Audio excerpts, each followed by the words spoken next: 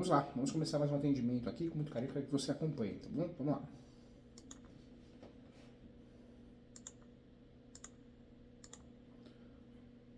Olá, tudo bem? Boa tarde. Boa, boa tarde, prazer falar com você, viu? Mais que o professor ganhou um amigo, quero o seu bem, com muito carinho, muita sinceridade aqui, tá bom? Da minha parte também. Tá tudo bem com você? Saúde física, mental? Tudo certo, tá bem. Isso é importante, né? Porque hoje em dia não é mais saúde só física, é mental, né? Se a gente não tomar cuidado, a gente fica doente. É muita energia negativa, muita notícia ruim. Então a gente precisa tentar trabalhar isso. É a mesma coisa, a gente tem que parar de separar físico e mental, nós Tem. somos uma coisa só. É. Somos uma coisa só, mas um problema puxa outra coisa, não é? Justamente porque somos uma coisa só. É. Tem que tomar cuidado, né? A gente precisa, sabe, aprender a viver. Eu acho que demora muito pra gente aprender, né? Sempre vamos aprender a vida toda, mas a gente precisa É verdade. ver que a nossa saúde é mais importante que tudo, né? O resto é resolvível, né? Não tenha dúvida. Prazer em falar. Conta comigo, viu? Tô aqui pra te ajudar. Tá joia. Bom, eu fiquei sabendo aí da possibilidade de falar com o senhor através de uns vídeos que eu assisti. Eu comecei a fazer uma pesquisa sobre o escapião. Que legal. Tem uma questão aqui em família. E aí me deparei com dois vídeos. Quer dizer, na verdade me deparei com vi muitos vídeos, né? Alguns muito superficiais, muito generalizados, assim, e ruins. E aí o YouTube é muito interessante, mas até você achar alguma coisa que realmente ele fala com você. É verdade. Não só sobre a questão que me interessa, mas é algo que realmente comunique de uma maneira que não pareça alguém interessado em falar no YouTube, que é o que mais tem hoje. Eu falo porque eu fui pioneiro, né? Por causa da TV Justiça, da TV Cresce, eles tinham um programa dentro do YouTube. Muito tempo já, isso vai para 15 anos. E eu percebi, eu mesmo que sou fã do YouTube, né? Apesar de ser gordinho, né? Eu gosto de caminhar, fazer esteira. E eu gosto muito de escutar no YouTube música. E o YouTube me deixou um pouco decepcionado porque de uns anos pra cá é muita propaganda. No começo até tinha, mas não nesse exagero. Agora é no meio da música, no começo, no meio e no fim, né? Ou seja, atrapalha. E agora outro problema sério de uns anos pra cá é que todo mundo grava um vídeo, às vezes de péssima qualidade, e vai jogando no YouTube. Mas em todos os ramos. E é assustador porque são pessoas que não. Levei um tempo. Não é? Levei um tempo. E são pessoas que você percebe que não. Levei um tempo para achar coisa. Demora. É muita gente falando algo que você percebe que não entende, né? É assustador, mas fazer o quê, né? As coisas mudam, né?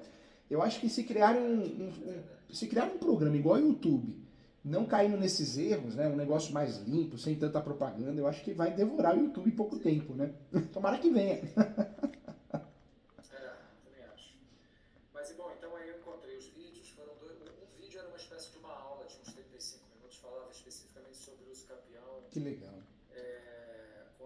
Você até usava a palavra contra no título, mas na verdade eu entendi bem que não é contra. É uma metáfora, né? Você fala contra os parentes, você não é contra ninguém. Usa o capião é uma ação de direito sua pelo fato de você ter os requisitos, né?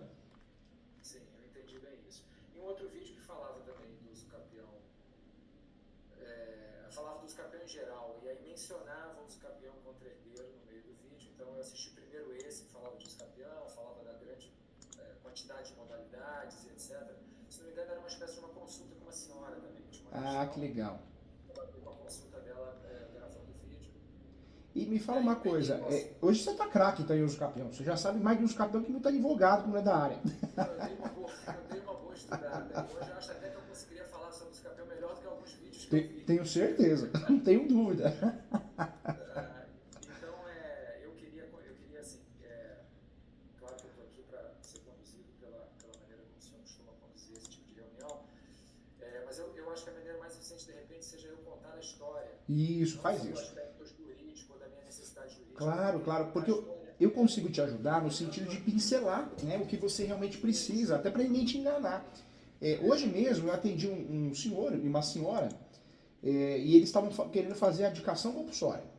Eles tinham passado por um escritório de advocacia, e já tinha até orçado o valor, e como eles viram que eu sou especialista, tenho muitos livros no assunto, falaram, não, vamos conversar com o professor Júlio. Fiquei muito feliz pela confiança, mas nem caso de adjudicação compulsória era. Ou seja, eles iam fazer uma ação para perder. Mas sabe qual que é o nome disso? Ganância. Que é o que tem no direito, é o que tem na medicina, é o que tem em todas as profissões. As pessoas não estão preocupadas em ajudar, elas querem ganhar dinheiro, né?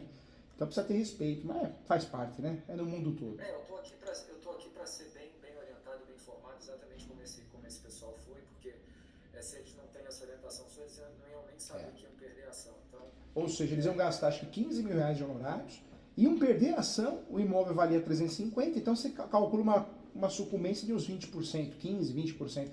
Olha o prejuízo, né? Que maldade. E não era caso de adjudicação compulsória. Por quê? Porque o imóvel nem no nome dele ou dela estava, né? Então, como que eu vou pedir que o judiciário transfira do meu nome para outra pessoa se não está no meu nome? Né? O judiciário fala assim, peraí, quem é você na história? Não posso nem te dar atenção porque você nem é dono, né? Então a gente precisa tomar cuidado, né? Mas acho que em todos os ramos, eu levei minha filha há muito tempo, mas eu levei ela no médico, uma médica, pediatra, e ela começou a digitar no Google na minha frente, né? Eu falei para a esposa, vamos embora, né? Com carinho, com respeito, porque, poxa, se for para digitar no Google, a gente digita em casa, né? Então é assustador. Eu já passei por essa situação. Passou também? Do médico digitar no Google e pesquisar o medicamento, principalmente em pronto-socorro e tal. Eu sou ator, eu acabei de interpretar um médico. Que legal. Eu dei uma estudada boa e sei como isso é. Hoje, eu acho que sempre foi assim, mas com o YouTube, com o Instagram principalmente, eu acho que tem muita gente ruim que não sabe o que está falando, está fazendo. É assustador, né? Então a gente precisa tomar cuidado. Virou uma bengala, né? Se não houvesse o Google, o médico ia se obrigar a ler, ia se obrigar a estudar, ia se obrigar a se informar. Agora não, ele decora um texto, vai lá, e vai embora e vende o peixe dele, né? Dele ou dela é perigoso, a gente precisa tomar cuidado. É verdade. Bom, então deixa eu fica à vontade, viu? Meu avô, por volta de 1977, meu avô morava no Rio de Janeiro, era um advogado conhecido no Rio de Janeiro, tinha muitos imóveis, tinha 2 filhos, meu pai e meu tio. O meu pai e meu tio não tinham problema financeiro porque o meu avô segurava tudo que era necessário em relação à família, os 2 eram recém-casados e tal. Então meu avô tinha recém-adquirido um terreno da família King. Eu estou em Teresópolis no momento. A família King foi a família que praticamente loteou boa parte da cidade, algum bairro da Comaria onde tem a CBF, concentração da seleção brasileira. Sim. Aquele bairro todo foi loteado pela família King. E a família King vendeu para o meu avô 2 lotes. E meu avô deu, quando eu falo deu, eu digo o que o pai faz pelo filho quando ninguém pensa em morrer. Está aqui o imóvel para você construir a sua casa e criar a sua família. O meu avô deu o imóvel para o meu pai, e não passou nada para o nome dele, e o meu pai construiu uma casa. Ele é engenheiro, ele mesmo construiu, fez tudo, pagou a construção e tudo mais. E eu nasci em 78, eu tenho 45 anos hoje, eu nasci em 78. Então eu nasci nesse local, nasci nessa casa. E vivi toda a minha... Meu pai, desse momento para cá, ele está até hoje nessa casa. Está até hoje. 46 ou 7 anos, mais ou menos. Sempre morou nessa casa. Eu morei os primeiros 16, 17 anos da minha vida. Depois saí, fui pro Rio, casei, fiz coisas e tal. E voltei em 97. Em 97, voltei em 2002 mais ou menos. Em 2002 eu também trouxe a minha família para cá. Tinha uma casa de caseiro ao lado, uma casinha pequenininha. Eu construí uma casa, que é onde eu estou hoje, uma casa de 250 metros quadrados, em 1997. Então, todos os requisitos que eu vi nos vídeos, me parece que eles são muito potentes em relação à posse que meu pai tem sobre o imóvel. Posse, manso pacífica, ele nos dome, tudo. Cuidou da casa. Cuidou da casa. Sempre conhecida pelo pai, que inclusive posteriormente deixou para ele em testamento, não deixando nada para os outros herdeiros, quer dizer, pegou a parte dele disponível para testamento e deixou apenas esses 3 imóveis para o meu pai, quer dizer, reconhecendo uma coisa que de fato já acontecia há muito tempo, e os outros imóveis ele não deixou nada para ninguém, deixou que a sucessão acontecesse naturalmente quando ele falecesse. Meu avô faleceu em 2006. Então, depois que eu construí essa casa aqui ao lado do meu pai, eu estou aqui há 20, meu filho tem 18, ela estava na barriga da minha mulher. Então, eu estou aqui há pelo menos 19 anos. Não, olha Eu fiz só. essa obra que eu falei. E tenho toda a comprovação, né? Minha esposa é bancária, então imposto de renda dela, contas e tudo chegando aqui há 20 anos, contas recebidas aqui, inclusive muitos recibos da própria obra eu tenho. Fotos, deve ter muitas fotos, né? Pela Tem idade foto. deles, Hoje, né? Foto. eu tenho hoje, por exemplo, uma foto aérea que a prefeitura fez, prefeitos tentar... Agora que eu vi, eu falei, peraí, que tem um negócio atrás do meu amigo aqui, olha lá, é um gato. A gatinha. Eu falei, agora eu vou avisar ele como, né? Ele vai se assustar. Pode ser outra coisa, né?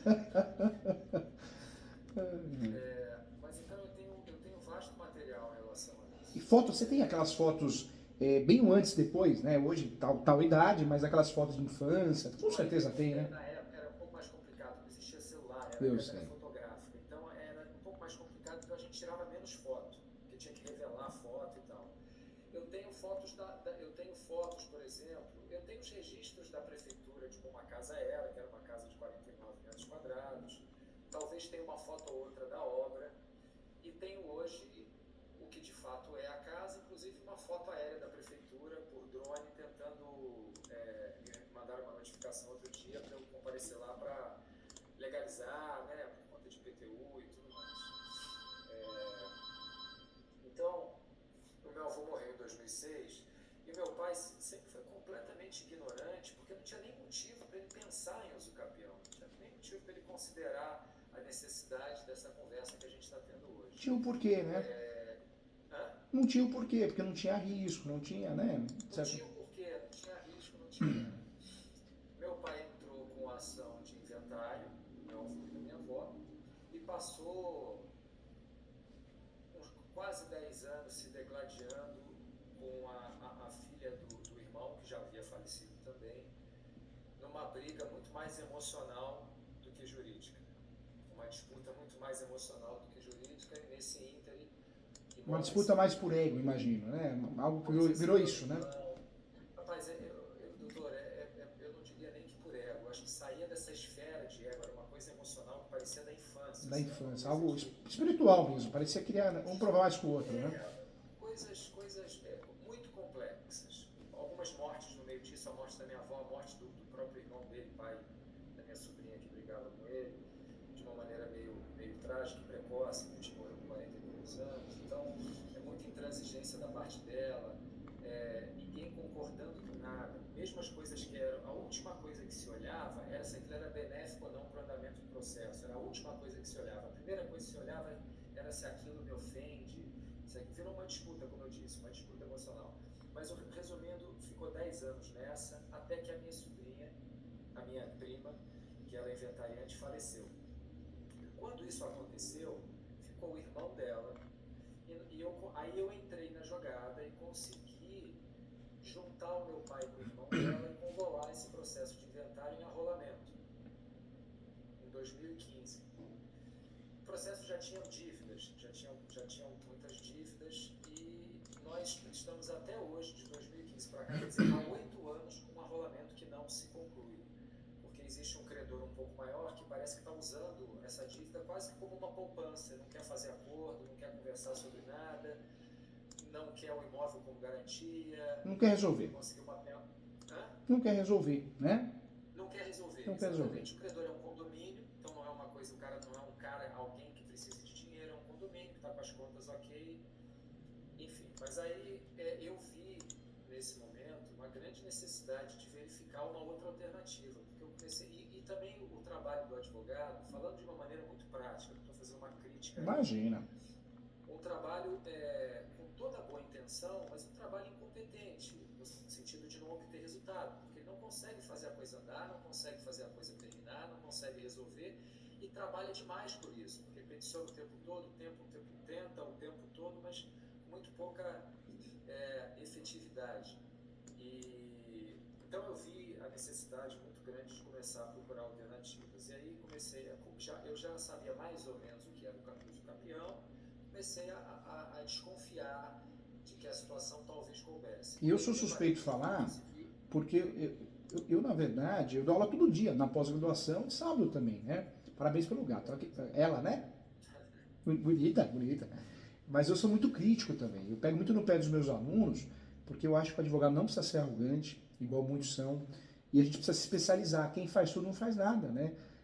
Não dá para fazer Essa é uma tudo. grande fragilidade, né? Eu vejo que os advogados abusantes são os frágeis, são aqueles que É. não têm as Não ferramentas, tem estão sempre conteúdo, na né? defensiva. Não tem conteúdo. Parece que quer provar para si mesmo, né? É muito estranho. Sim, E é isso. é muito estranho. Mas é verdade. E eu percebo também que ter OAB também não significa que você seja advogado, né? Porque ter OAB é o portador de OAB, né? Portador, portadora. É fogo, é fogo. Mas acho que é geral, acho que é em todos os ramos, né? Todos os ramos.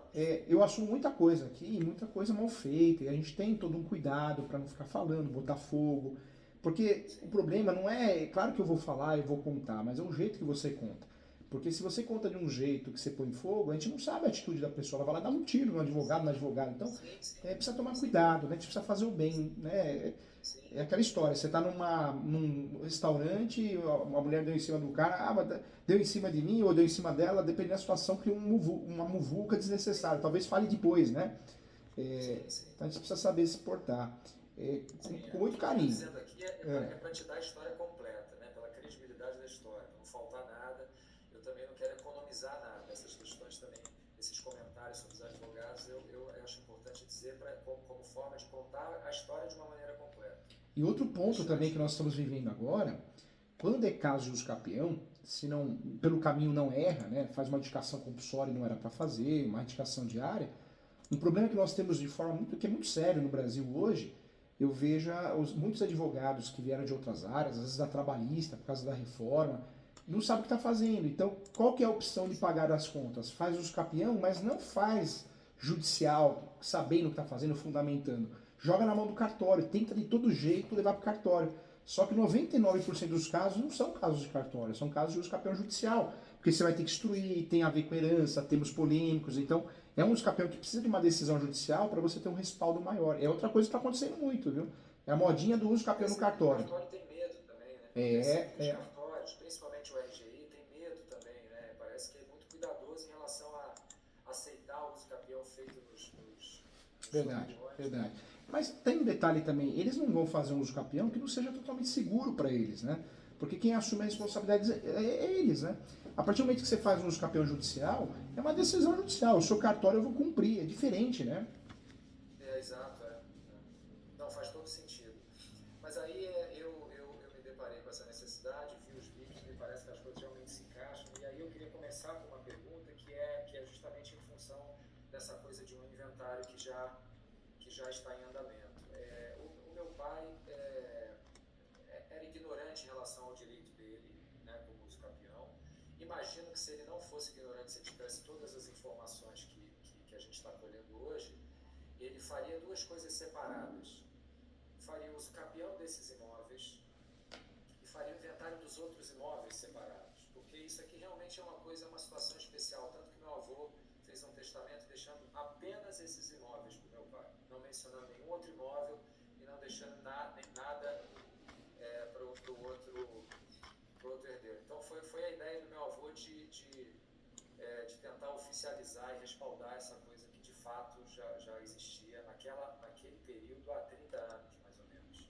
Então hoje há 47 anos. Então hoje realmente eu me vejo numa situação muito perigosa. Eu queria evitar que esses imóveis pudessem fazer parte de qualquer tentativa de credores de fazer algo. Porque ainda existem imóveis no inventário que me parecem que talvez sejam suficientes para pagar essas dívidas. Mas pelo andamento do inventário, eu vejo que não será.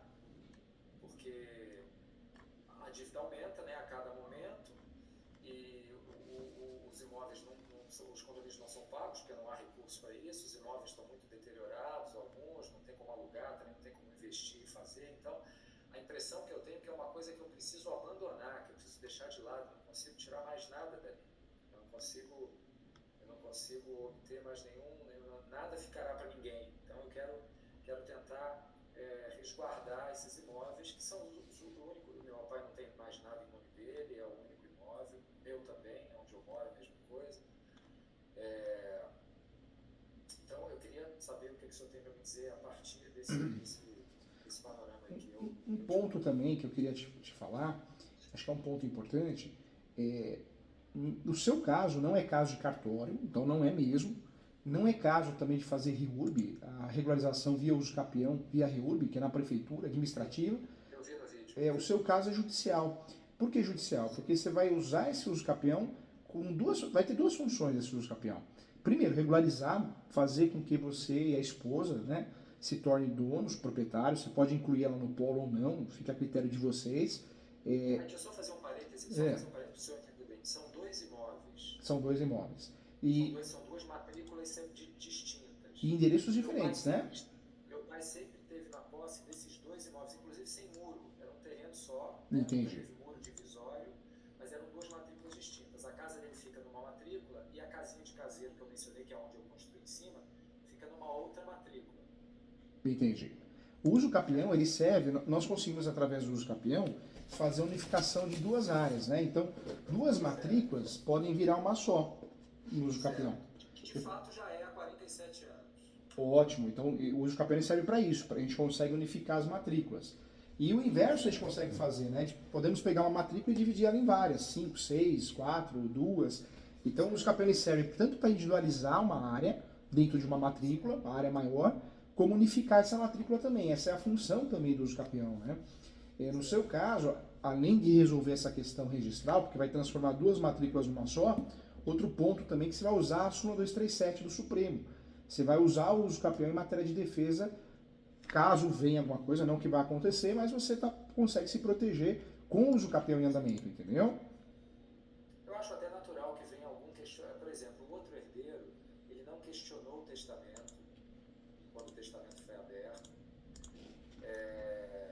Já houve sentença do testamento, etc. Então não houve nenhum questionamento da parte deles. Nós hoje temos uma relação boa, então acredito que se eu precisar pegar um documento dele reconhecendo essa posse, acredito que também não seria um problema. O que eu acredito que talvez haja um questionamento é desses credores lá dizendo, olha, esse imóvel ele é garantido, ele está aqui no inventário e nós podemos solicitá-lo como forma de garantir a nossa dívida. Então, se o senhor quer dizer, para me proteger contra esse tipo de coisa, né? Esse uso capião para o amigo vai ser fundamental porque você vai matar vários coelhos com uma cajadada só, né? Você vai conseguir unificar duas matrículas numa só, talvez já era um desejo até do teu pai e seu. Você vai conseguir se proteger com a súmula 237 do Supremo.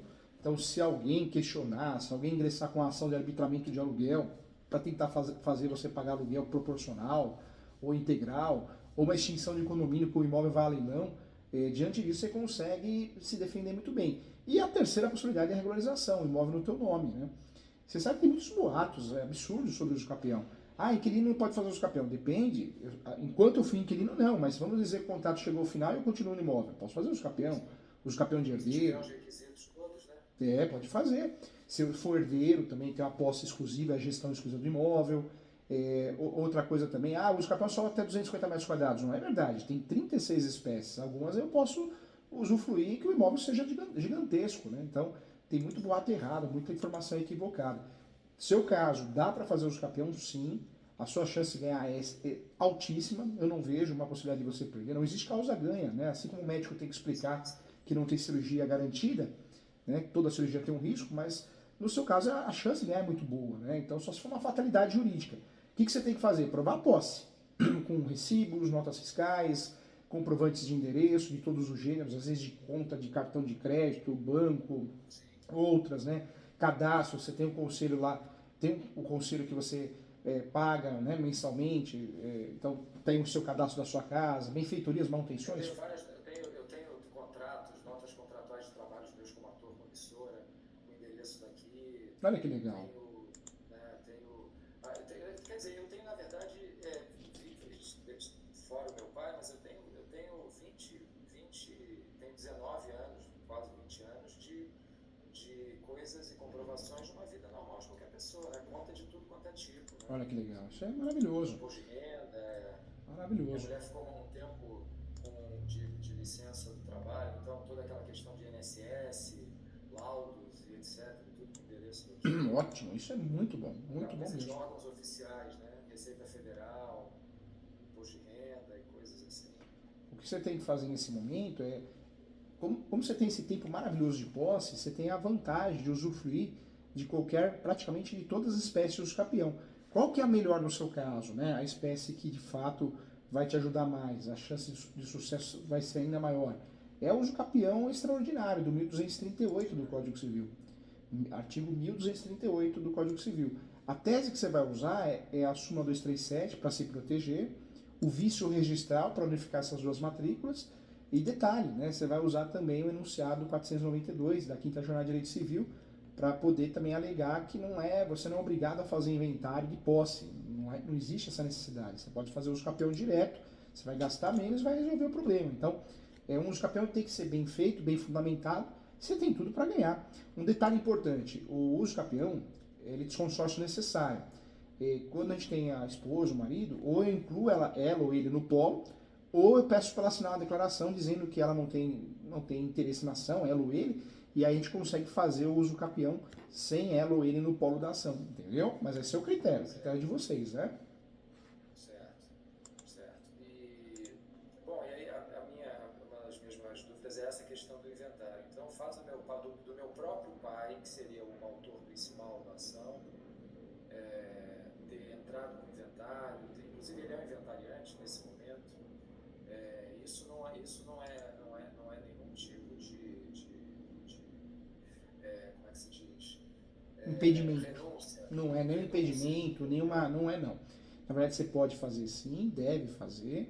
Esse uso capião, ele tem que ser provado os requisitos normais dele, né? Que é a posse, mas pacífica e ilusória, mas nesse caso, como tem a ver com herança, que pode ser feito, tem até um julgado do Superior Tribunal de Justiça nesse sentido, já faz algum tempo, o ideal é provar que a posse é exclusiva, e realmente é, e a gestão desse imóvel exclusivo aqui também é, né? O que é a gestão exclusiva? Só você. O que isso quer dizer com posse exclusiva? Só você mora no imóvel e só você paga as contas. Gestão e posse exclusiva. E é o que você tem, né? Sim. Hoje a conta de água, de energia, está no nome de quem? Olha, a conta de luz está em nome da minha mãe, que mora com meu pai aqui ao lado. A minha conta de luz também está em nome da minha mãe, por comodidade, a gente nunca sentiu necessidade de modificar. A conta de água, se não me engano, que a gente nem usa na verdade, porque a gente usa uma água que vem direto da rua, tem poço, então a conta de água está em nome do meu avô ainda. Ah, tá. E tem uma questão que eu não sei se isso seria útil, mas o meu avô, quando comprou o imóvel da família Guilherme, como eu te falei, ele fez uma escritura, que na época se fazia promessa, documento particular, né, e o cartório aceitava e tal. Então, no RGI consta lá, meu avô é um promitente comprador da família Guilherme.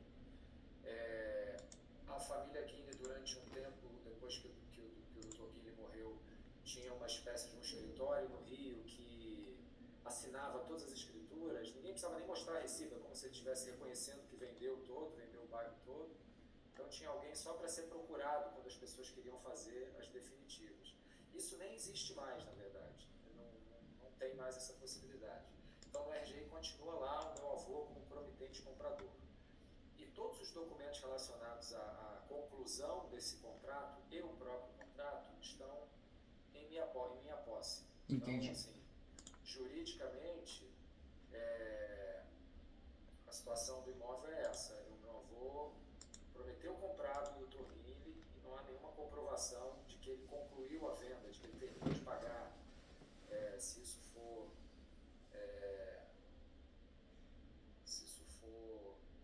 conveniente, quer dizer, os documentos estão todos comigo, eu não sei como é que isso pode ser. O ideal é escanear em PDF esses documentos, né? Uma papelaria faz isso. Hoje o processo é físico, então eu sempre oriento não mandar nada original para o advogado ou advogada. Por quê? Porque ele vai ter o trabalho, às vezes não tem lugar para guardar, né? Aqui no escritório eu sou muito chato, a gente tem um arquivo próprio para guardar essas coisas, mas mesmo assim eu evito, eu falo para minha equipe, né? Porque não tem o porquê você ficar com o documento original, sendo que o processo é digital. Tem que ser escaneado, mas a sua chance de ter sucesso é muito grande. Você sabe que tem uma empresa que eu advogo há alguns anos, chama HMDI. Eles nunca construíram uma parede, mas eles ganham dinheiro com o quê? Com posse, com imóvel abandonado. Eles compram imóvel abandonado, compra a posse e vende a posse, ou regulariza e vende regularizado, ou descobre que o imóvel está abandonado. No Brasil tem isso, né? O princípio da função social da propriedade permite que você tenha acesso ao imóvel abandonado e crime não tem, porque o único crime que nós temos é o esbulho possessório, que tem que pegar a pessoa entrando no imóvel em estado de flagrância, né? Se você não pegar ela entrando no imóvel, depois que entrou não é mais questão criminal, é uma questão civil, né? É uma realidade, né? Sim. Aqui na cidade tem muito imóvel abandonado. Tem bastante, né? Tem. É. E eles tem uma equipe, o pessoal passa, porque descobre fácil o imóvel abandonado, né? Passa, olha, tem aquela cara de abandonado, levanta a matrícula com base no endereço, da matrícula você levanta os últimos proprietários, se são vivos ou falecidos. E o que tem imóvel abandonado, porque morreram, né, não deixou herdeiros, no Brasil é brincadeira, no Rio de Janeiro demais, né? Niterói também. Certo. Agora, fica à vontade. Eu separei aqui algumas perguntas para fazer. Faz sim. E no seu caso, você precisa fazer uso capião, porque não sei se é o caso, mas aparece algum herdeiro, né, chatinho, aquele reclamão, que não quer perder nada, ele pode fazer uma ação contra você, ele distribui o inventário, só por distribuir, e faz uma ação contra você. Uma ação chamada arbitramento de aluguel. No nosso caso, só um filho desconhecido aí, mas nada é impossível. O ser humano, a gente não sabe a cabeça do ser humano, né? Por isso, muitas vezes, um neto que está lá no imóvel, um filho, pega o outro herdeiro que não está na posse do imóvel, talvez com raiva, né? Por que eu não estou lá? Ele está lá, mas ele não paga aluguel, eu pago. Sabe aquela coisa de ser humano, né? Ele faz uma ação de arbitramento de aluguel para tentar forçar você a sair ou vender o imóvel, entendeu? Sim. É uma coisa que eu queria perguntar para o senhor aqui também, que é uma coisa em relação, isso me preocupa, porque tem relação um pouco com uma coisa também, que é até que ponto vai a nossa responsabilidade como herdeiros em relação a essas dívidas do espólio. Porque não adianta também eu fazer uso capião de um imóvel para depois ter que arcar como herdeiro com dívida fica trocar um 6 não adianta, né? Eu falo que gastar dinheiro com coisa ruim, né? O tempo, né? O tempo para nós é o mais importante, é o tempo, né? É tão precioso. Não, nesse caso, por que nós fazemos inventário?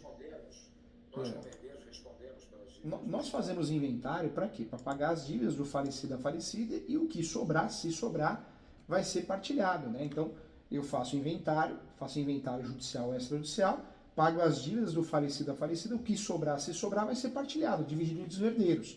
Mas isso no inventário. Quando a gente fala de uso capião é a forma originária de adquirir propriedade. Então, eu estou deixando de lado os direitos das sucessões, estou fazendo um inventário para quê? Uso capião para quê? Para que eu, por requisitos próprios, que é a posse mais pacífica, consiga transformar essa posse em propriedade, entendeu? Então, no uso capião, não há que se falar em qualquer pagamento de dívida do falecido a falecido, ou avó. Não, mas eu digo assim, a minha questão é a seguinte, por exemplo, eu acho que esse inventário não vai acabar nunca, ele ficará insolvente. Eu não sei como funciona essa coisa da insolvência, mas nós, como herdeiros e responsáveis pelo inventário, se ele ficar insolvente, esses credores poderão vir em cima dos nossos bens particulares, ou como é que funciona isso? Você entende o receio? Entendi. Eu sei desse receio que você tem, mas você faz... Eu tenho certeza que esse inventário não vai acabar nunca e que o que tem lá hoje é suficiente, mas do jeito que a coisa anda, daqui a um ano, se ele acabar daqui a um ano, que eu acho quase impossível, eu acho que ele já não será suficiente. Você sabe que um erro muito grande por parte de advogados que são de outras áreas ou não são estudiosos, e eu pego no pé dos meus alunos em relação a isso, morreu o inventário. Não é. Você tem que analisar, porque o inventário por si só não regulariza o imóvel. Se eu faço um inventário do seu avô, não vai regularizar o imóvel, porque se o seu pai faleceu também, eu tenho que fazer outro inventário. E detalhe, se o seu avô comprou um imóvel irregular naquela época, que é um contrato de gaveta, que é muito comum no Brasil, o inventário por si só não vai regularizar nada. Então, no seu caso, o que é mais inteligente para fugir dessas questões de execução e também fugir de um custo muito maior é fazer uso capião, porque você não vai ter risco nenhum. Pode até alguém... Isso eu entendi bem. A minha dúvida é o seguinte, vamos supor que eu faça uso capião, mas tem uma outra questão andando lá que é o inventário. Vamos supor que esse inventário seja insolvente, que a dívida ultrapasse o que tem lá para poder pagar as dívidas. Nós, como herdeiros, como parte desse inventário, nós somos responsáveis por essa diferença insolvente? Não, não são não. Na verdade não. A dívida, graças a Deus, né, continue assim, eu acho que não vai mudar. Eu acho que não é interesse de ninguém mudar, do legislador, né, eu falo. A dívida Seria um nunca. absurdo. Seria um absurdo. Aí tá louco. É a mesma coisa você preso por causa de um filho, de um pai, não é? Seria mais ou menos isso. É direito da personalidade. A dívida é sua, o crime é seu. Você que paga ele, né? De alguma forma. Não, não. Na verdade, a dívida nunca vai transbordar o patrimônio do falecido ou falecida. Nunca vai atingir os filhos, né? Filhos, netos, ou qualquer tipo de herdeiro. Não, não pode acontecer e não acontece na prática. A minha pergunta é porque se isso acontecesse, o fruto do inventário é que seria a única coisa, o único bem É, que poderia ser utilizado. Na verdade, a ideia nesse caso é fazer o quê? Faz uso capião e lá na frente o imóvel, você conseguindo, provavelmente vai conseguir, se o inventário não for concluído ainda, você avisa, né? Fala, ó, eu venho requerer retirar esse imóvel, uma vez que esse imóvel é objeto de uso capião, o qual foi procedente, então venho requerer a retirada. Então aí seria nesse nível, né? Entendi.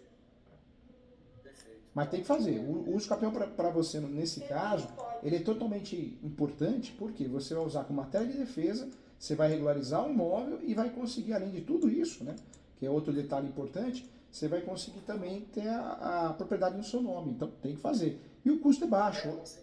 Você sabe quanto você gasta de uso capião? Você quer que eu te fale? Não, não sei. Essa é uma das questões aqui. Entendi. Hoje, para fazer uso capião, você vai gastar o quê? Você vai pedir justiça gratuita, quando for o caso. E aí você não gasta isso. Quando você não pede justiça gratuita, você tem que pagar, mas o custo é muito baixo. Você gasta taxa judiciária, que é 1% do valor da ação em alguns estados, outros 2% e outros 4%, aí é 2% que Rio. Então 2%. 2% do valor do imóvel, o valor venal, que é um valor bem abaixo do valor de mercado. Necessariamente não precisa ser esse valor. Se você tenha um imóvel com valor venal muito alto e não corresponde à realidade, dá para fazer a avaliação através de um corretor. Eu no escritório mesmo eu faço essa avaliação, que facilita muito. O valor venal aqui é bem real. Até um pouquinho abaixo, talvez, do que o valor de mercado. Talvez. Eu falo isso porque se o valor venal for um valor muito alto, dá para diminuir com uma avaliação. Né? Dá para deixar claro no processo que o valor venal ultrapassa a realidade. Então, seria uma forma de você conseguir diminuir essas custas. Mas mesmo assim, se a gente para pensar, é 1%, 2% do valor venal. Então, não é nada absurdo, né? E o outro gasto que você vai ter, que é o último, né, praticamente o último, é a citação dos vizinhos, lá direito, lá esquerdo de fundos, que é uma citação obrigatória. A citação aí no estado é R$14. Você faz vezes 6, também não é um custo nada absurdo, né? É pagável, eu falo, né? Tudo custa dinheiro, mas é pagável. E esses vizinhos, eles precisam ter fronteira com o imóvel, divisa, ou porque aqui, na verdade, o imóvel ele pega 3 ruas, eu só tenho um vizinho, o resto é rua. O resto é rua? Que legal, então melhor ainda. O único vizinho de divisa que eu tenho, divisa de muro, é uma única pessoa. Uma única pessoa. Melhor ainda, porque você não tem vizinho, então lá que se faz estação, você vai economizar. Por quê? Os entes federativos. É só esse. Porque os entes federativos, a gente pede o quê? A manifestação, né? A União, Estado, Município, a gente pede a manifestação. E olha outro lado bom dos capião. Você não paga nem imposto de renda, né? Quando você ganha a ação dos capião, você não vai recolher imposto de renda, porque é uma forma originária de propriedade. Você literalmente ganhou com seus esforços, cumprindo os requisitos. Mas não é ganho de capital, né? Ganho de capital comprado. Então tem tudo para dar certo, sim. Olha o custo que você tem, ó. Taxa judiciária, citações. No seu caso, as citações são reduzidas, né? São reduzidas por quê? Porque você só tem um vizinho. O restante é manifestação. O que seria o valor de uma citação dessa, a grosso modo? R$14. É Pouquinho, porque a citação do uso capião, contrário do que muita gente pensa, é uma citação via correio, né? Não tem nada de diferente, nada de especial. Via correio. É por edital, Por correio. Aí quando você não encontra a pessoa, né, o vizinho, o confrontante, ele ou ela, aí a citação é feita no segundo momento por edital. Aí o valor já é maior. Mas normalmente por correio já resolve. Vizinho é difícil não achar, né? Acontece, mas é difícil. O caseiro dele limpa a minha casa, é meu amigo. Ele poderia até assinar uma declaração para nos ajudar, fazer uma declaração. Eu tenho vizinhos aqui, eu tenho alguns vizinhos aqui, que são vizinhos de frente, que não faz divisa comigo, mas do outro lado da rua. Eu tenho alguns vizinhos que são, inclusive, da época, quer dizer, são pessoas que podem comprovar que esses 47 anos aqui, eu estou dizendo para você. Agora, uma dica importante, né? Eu acho que não é o caso, mas a posse que você tem, você pode comprar, você pode vender. Posse é algo que você pode comprar, você pode vender, então não tem nada de errado em fazer isso, né? Então, por que eu estou te falando isso? Porque se fosse o caso, eu sei que não é o caso, né? Você quer regularizar, pelo contrário, mas a posse pode ser vendida, né? Então você poderia vender a cessão de direitos possessórios e afins. Eu posso... Hoje eu não preciso, mas eu posso precisar depois de amanhã. Eu falo isso porque você fala, professor Júlio, eu tenho um imóvel que tem uso de andamento. Poxa, eu preciso de dinheiro, eu sou ator, me surgiu um convite em outro estado, né? Outro país, acontece, sua profissão acontece muito isso. Né? Então aí você fala, poxa, eu preciso me livrar disso, não é por maldade, mas eu preciso me livrar porque não tem porque eu ficar preso aqui se ele surgir uma oportunidade lá. Então você pode vender. Quem compra o imóvel irregular, ou seja, de quem não é dono, no papel, no cartório de imóveis, comprou a posse, não tem nada de ilegal, ilícito, é possível regularizar através do campeão. O nome do contrato é cessão de direitos possessórios e afins, hein? Certo. Tá. E como é que funcionam os honorários? Fora isso, são os honorários, não é isso? Esse imóvel, você vai fazer um uso campeão só, que também isso é inteligente, né? Porque se você fosse fazer, vou fazer duas ações do campeão, do imóvel de um lado e do outro, mas não, é o mesmo imóvel, é a mesma casa, são duas matrículas, mas a gente